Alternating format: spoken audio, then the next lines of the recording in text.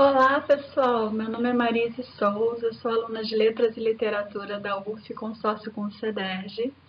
Vamos falar de Teoria da Literatura 1, aula 6, a teoria e a periodização da literatura. Vamos lá? Nessa parte inicial do vídeo, eu vou resgatar algumas coisas da aula anterior, que são os 3 ângulos de abordagem sobre o texto em sua estrutura de sentido.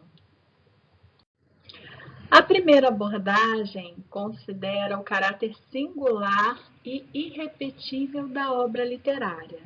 E aí, como a gente já deu o exemplo do romance Iracema, que foi escrito há muito tempo atrás, que foi lido por pessoas na época em que ele foi escrito, posteriormente e atualmente.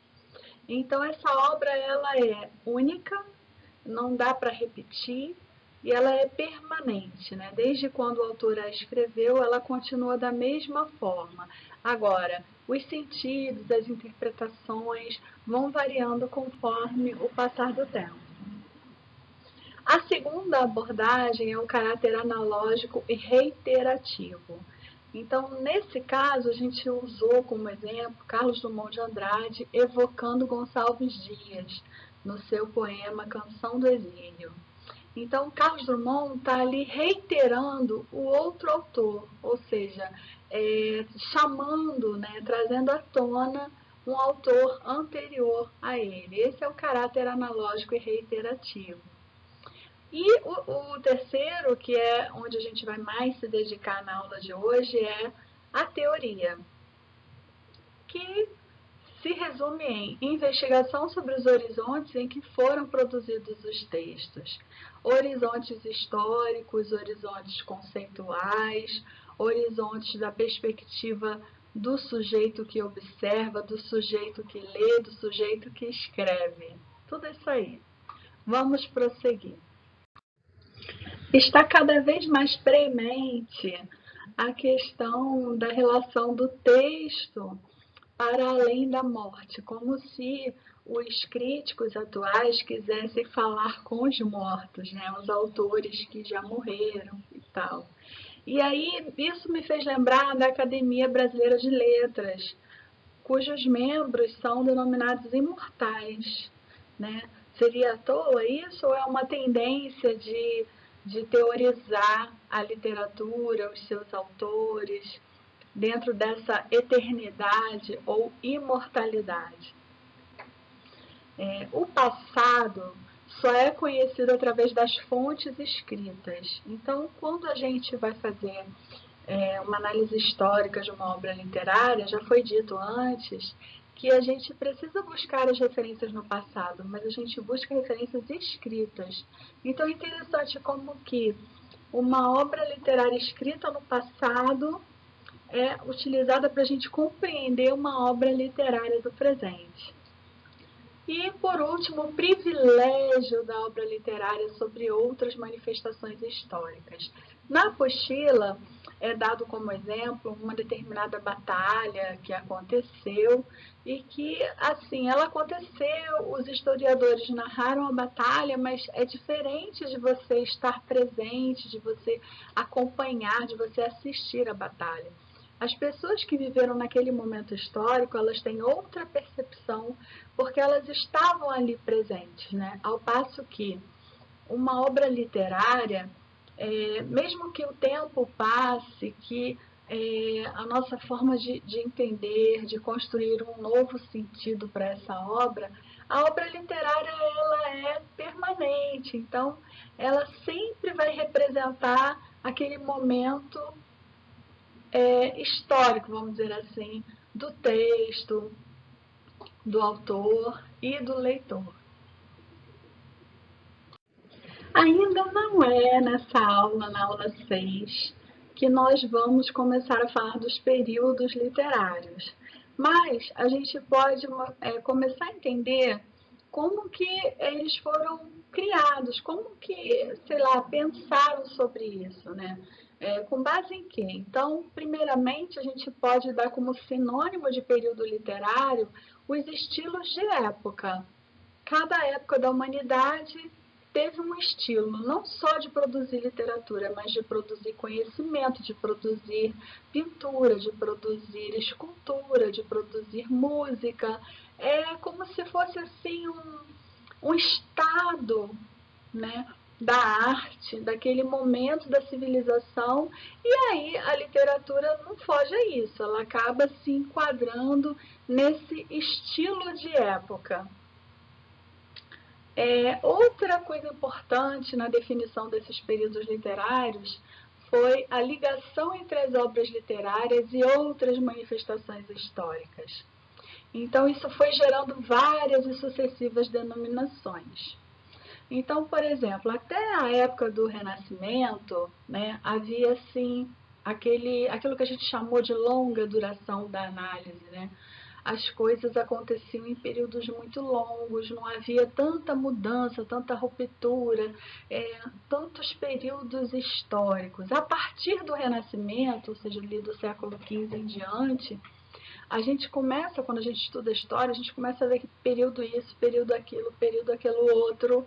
E a literatura foi ali também recebendo novas denominações, novas conceituações, porque os períodos foram se interpondo numa velocidade muito grande. E a gente vai ver isso ao longo das próximas aulas.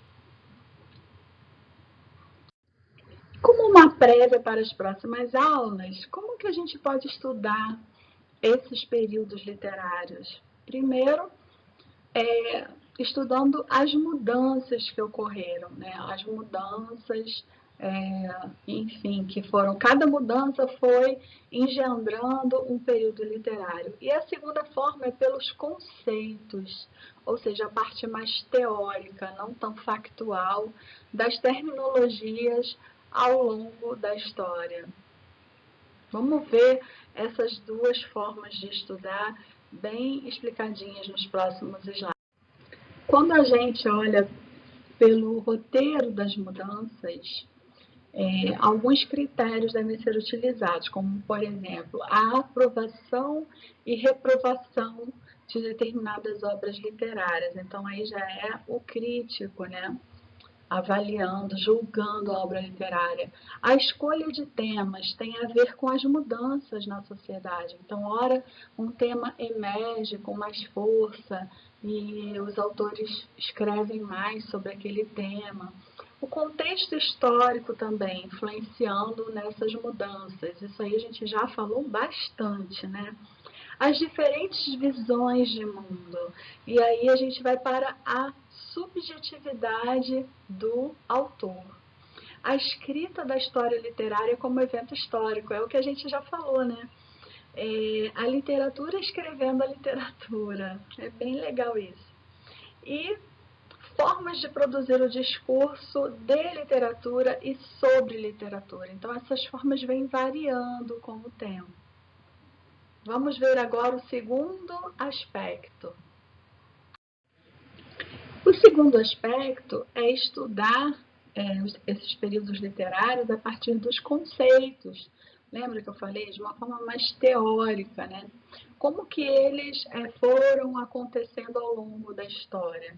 Claro que tudo que a gente falou no tópico 1 meio que se mistura com o tópico 2. Aqui foi uma divisão que, pelo que eu percebi, mais didática do professor, para que a gente pudesse entender como que os críticos, como que aquelas pessoas que estudam, que criam as teorias sobre literatura, os conceitos, e que falam, né, nos livros didáticos sobre os períodos literários, como é que elas chegaram nessas conclusões. Então, nesse aspecto mais teórico, a gente precisa conhecer as comunidades acadêmicas, porque existem diferenças, né? Existem colégios que determinado colégio interpreta à luz de um pensador, de um filósofo, de uma linha de pensamento, enfim. A organização de campos, campos do saber, campos do conhecimento. Então, e como que esses campos da literatura vão se relacionar com outros campos do saber e do conhecimento? Também podemos avaliar como que os conceitos e terminologias foram mudando ao longo do tempo. Nas próximas aulas é provável que a gente veja melhores exemplos. E a relação das mudanças, dessas mudanças mais teóricas, né, terminológicas e tal, com o ambiente sociocultural. Então, a influência do ambiente nas mudanças. A origem dessas terminologias, desses conceitos, como é que eles circularam, se eles predominaram em algum tempo ou se eles ficaram numa posição secundária em relação a outro, né? Isso também é estudado da perspectiva mais teórica. E, por fim, o conceito como forma de reunir referências do momento.